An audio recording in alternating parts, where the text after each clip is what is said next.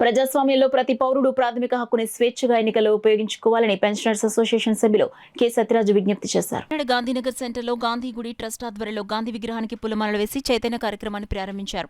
ఈ సందర్భంగా ఆయన మాట్లాడుతూ గాంధీ గుడి ట్రస్ట్ ఆధ్వర్యంలో మే 1వ తేదీ నుండి 10వ తేదీ వరకు ఓటర్ల చైతన్య కార్యక్రమాన్ని నిర్వహించడం జరుగుతుందన్నారు.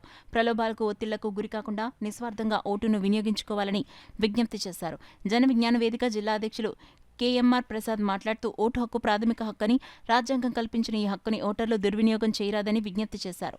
ఈ కార్యక్రమంలో రిటైర్డ్ ఉపాధ్యాయులు మోహన్ మురళి, జి రామకృష్ణారావు, వి రూపులయ్య తదితరులు పాల్గొన్నారు. కాకినాడ నగరంలో నివసిస్తున్నటువంటి వయోజనులందరూ రాబోయే సార్వత్రిక ఎన్నికల్లో పార్లమెంటుకి, అసెంబ్లీకి జరిగే ఎన్నికల్లో స్వేచ్ఛగా ఓటు వినియోగించుకోవాలి.